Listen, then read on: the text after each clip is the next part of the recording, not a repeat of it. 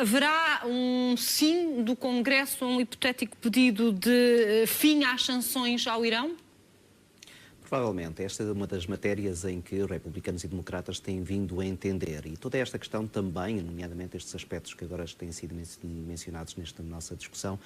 têm que ser postos à luz daquilo que é uma estratégia política um pouco mais alargada. Barack Obama teve a testar o seu discurso da nação ao longo das últimas semanas. Foi espalhando pequenas peças, de alguma maneira até tentando criar ou desmontar aquilo que seria um momento de clímax neste discurso do Estado da Nação. Ele fez uma analogia com as prendas de Natal, dizendo que não faz sentido ter as prendas debaixo da árvore durante muito tempo, sem que nós fôssemos lá e abanássemos para saber exatamente o que é que estava lá dentro. Ora, foi isso exatamente que Barack Obama tem vindo a fazer. Tem vindo mostrar ao longo das semanas, quer nas redes sociais, através dos seus assessores, quer em discursos que fez em alguns pontos do país, de que é que ele ia falar hoje. E aquilo que foi interessante observar foi que muitos dos aspectos que ele foi apresentando foram imediatamente rebatidos pelos republicanos, dando a ideia de que, muito provavelmente, a eficácia desses temas poderia ser esbatida, não só por esse anunciar progressivo dessas ideias, mas também pelas respostas que imediatamente os republicanos foram dando a essas mesmas iniciativas. Ora, Barack Obama guardou aqui uma espécie de surpresa final,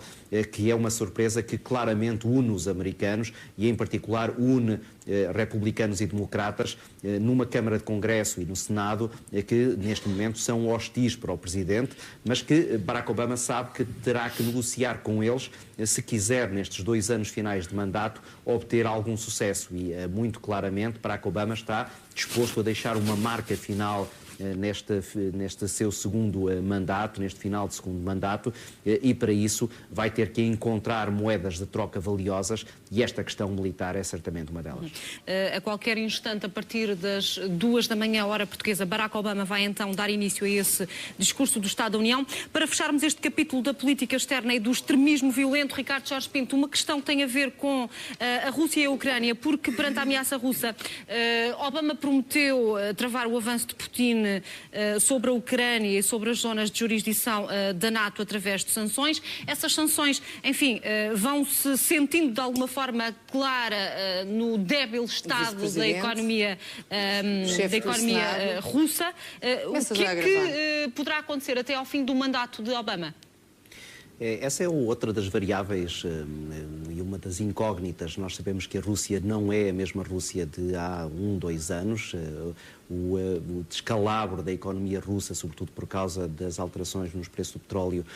mudaram radicalmente aquilo que é a estratégia russa, quer relativamente à Ucrânia, quer relativamente às relações com a Europa, e isso de alguma maneira desmontou o problema que se vinha agravando para os Estados Unidos no relacionamento Barack Obama com Putin. Putin está agora bastante mais fragilizado e Barack Obama percebe e pressente-o e está a tentar tirar proveito disso, nomeadamente ignorando até de alguma forma a Rússia naquilo que são as preocupações fundamentais dos Estados Unidos nesta altura. O que não quer dizer que a questão da Ucrânia não continua a ser uma das prioridades e um dos pontos em que no radar político norte-americano se permanecem as atenções. Agora, claramente, quer neste discurso de Estado da Nação, quer naquilo que são intervenções que Barack Obama tem feito relativamente à política externa, a Rússia deixou de ser um dos pontos cruciais, exatamente, quanto a mim, por essa estratégia de desvalorização daquilo que é a ameaça que a Rússia e Putin representam relativamente aos Estados Unidos. Até porque muito desse jogo joga-se exatamente nesse terreno da energia, do petróleo em particular, e aí claramente há um volte-face relativamente a uma situação recente e praticamente tudo está neste momento em aberto no que diz respeito à relação que os Estados Unidos quererão estabelecer com a Rússia num futuro próximo e se calhar também num futuro a médio e longo prazo. Depois de anos de narrativa de declínio económico, temos os Estados Unidos a liderar a recuperação económica internacional numa altura em que a China, a Rússia e o Brasil dão sinais ou de estagnação ou de recuo económico e, pegando numa das outras frases que a própria Casa Branca selecionou esta noite como uma das mais sonantes do discurso de Barack Obama, Obama. Há aqui uma expressão que é nestes moldes. Aceitaremos uma economia em que apenas alguns estão espetacularmente bem ou comprometemos-nos a ter uma economia que gere mais-valias e mudança para todos aqueles que se esforçam? O que é que isto poderá significar na prática? É colocar no centro do debate as questões da desigualdade, que de resto foi um dos temas fortes dos republicanos ao longo dos últimos anos e de alguma maneira Barack Obama vai agora jogar nesse mesmo território, procurando puxar dos seus trunfos, e os trunfos são exatamente o desempenho da economia ao longo dos últimos meses. No último trimestre a economia americana subiu 5 pontos, uma subida surpreendente, o próprio Presidente não a esperava e agora, para além de poder anunciar esses números, vai ter que mostrar que, na verdade, eles estão a ser sentidos pela população norte-americana. E aqui há alguma analogia interessante que se pode fazer com a realidade portuguesa e hoje à noite Pedro Passos Coelho e Paulo Portas bem podem tomar algumas notas relativamente àquilo que é a estratégia de Barack Obama para aproveitar aquilo que é um clima de recuperação económica e fazer com que isso tenha vantagens políticas, isto é, de que as pessoas percebam verdadeiramente que isso não acontece apenas nas estatísticas, não acontece apenas nas tabelas onde aparecem flechas a subir, mas que é sentido no bolso dos consumidores. E da mesma maneira que nós, ao longo desta semana, temos ouvido Pedro Passos Coelho e Paulo Portas falar naquilo que é a recuperação que os portugueses vão sentir, sobretudo os funcionários públicos, percebendo que têm mais alguns euros quando recebem o seu vencimento, também Barack Obama vai ter que ser muito hábil a fazer sentir aos americanos que, na verdade, há aqui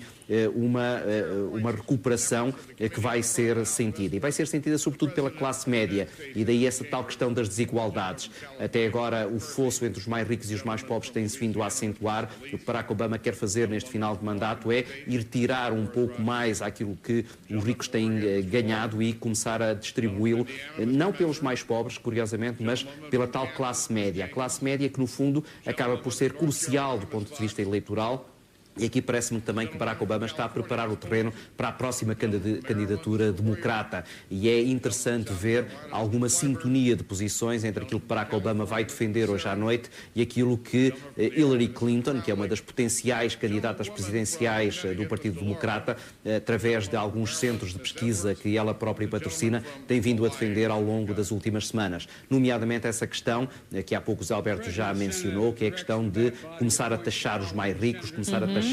substancialmente aquilo que são as grandes riquezas, obter ali cerca de 300 mil milhões de dólares, dinheiro suficiente para começar a ser distribuído de forma mais igualitária e dar um sinal de que os Estados Unidos têm uma tal preocupação social que vai desde os planos de reforma e os planos de saúde até àquilo que é a possibilidade de as famílias mais desprotegidas poderem ter acesso a um ensino mais qualificado e começarem a pagar menos impostos, sobretudo, e mais uma vez aqui a analogia com o caso português, as famílias que têm filhos a seu cargo e que estão, naquilo que são as indicações até agora recebidas, irão ser mais protegidas do ponto de vista fiscal nos próximos anos.